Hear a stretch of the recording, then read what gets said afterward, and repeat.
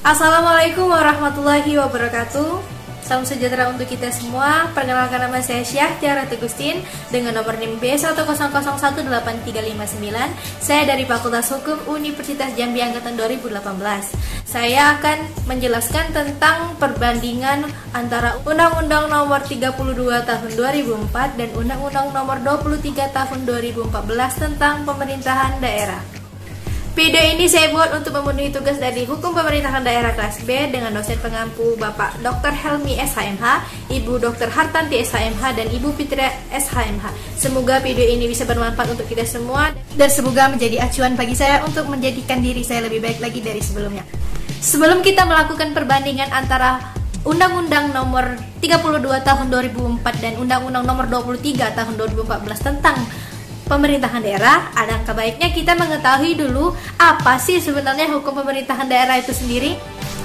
Hukum pemerintahan daerah, ada hukum, ada pemerintahan, ada daerah. Secara umum, hukum itu adalah seperangkat aturan, norma, kaidah yang mengatur tingkah laku manusia yang bersifat mengikat dan memaksa. Atas dasar itu pula, maka dapat saya simpulkan bahwasanya hukum adalah alat untuk mendapatkan rasa keadilan, rasa kedamaian, yang mana hukum tersebut berfungsi sebagai kerangka acuan atau pedoman seseorang dalam bertindak.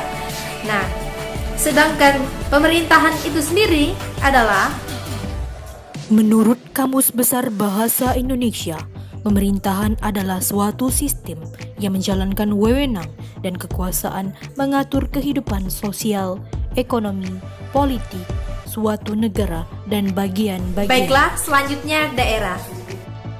Daerah adalah kesatuan masyarakat hukum yang mempunyai batas-batas wilayah, berwenang mengatur sendiri urusan pemerintahan dan kepentingan masyarakat menurut prakarsa sendiri berdasarkan aspirasi masyarakat.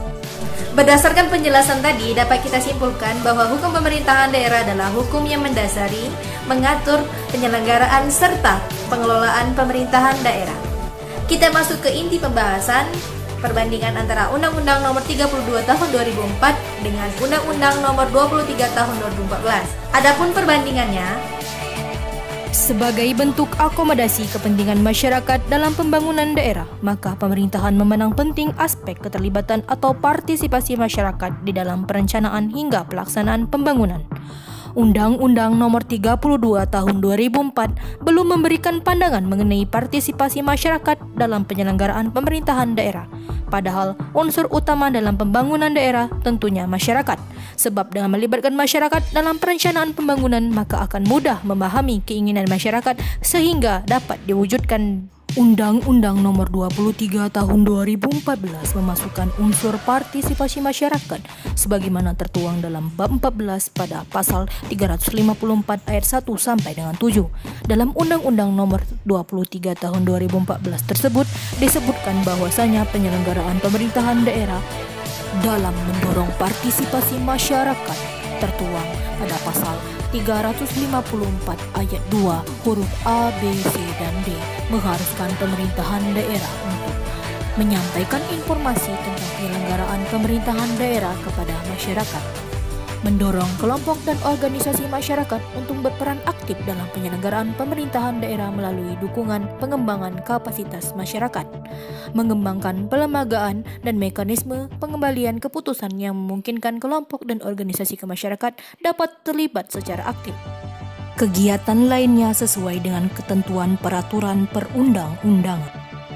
Selanjutnya, berdasarkan peraturan pemerintah yang disusun, maka pemerintah dalam daerah sesuai amanat dalam Undang-Undang Nomor 23 Tahun 2014 Pasal 354 ayat 7 menjelaskan bahwa tata cara partisipasi masyarakat sebagaimana dimaksud pada ayat 3 dan 4 diatur lebih lanjut dalam Perda dan berpedoman kepada peraturan pemerintah.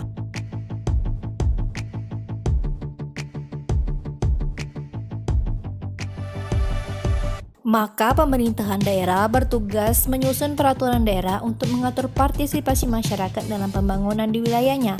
Penyusunan peraturan daerah tentunya berdasarkan pada karakteristik kewilayahannya, sebab karakter setiap wilayah berbeda, sehingga kami memandang perlu memasukkan local wisdom dalam peraturan tersebut sehingga dapat mengakomodir nilai-nilai yang ada dalam masyarakat.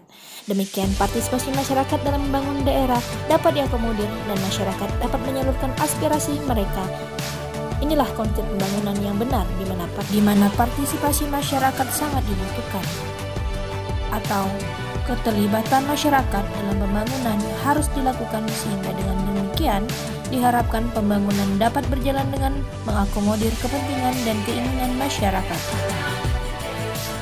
Untuk menjelaskan apa saja bentuk-bentuk yang bisa dilakukan dalam partisipasi masyarakat dalam pembangunan, Undang-Undang Nomor 23 Tahun 2014 Pasal 354 Ayat 4 huruf A, B, C, D, E, dan F menjelaskan bahwa partisipasi masyarakat sebagaimana dimaksud pada ayat 3 dilakukan dalam bentuk konsultasi publik, musyawarah, kemitraan, penyampaian aspirasi, pengawasan, dan keterlibatan lain sesuai dengan ketentuan peraturan perundang-undangan.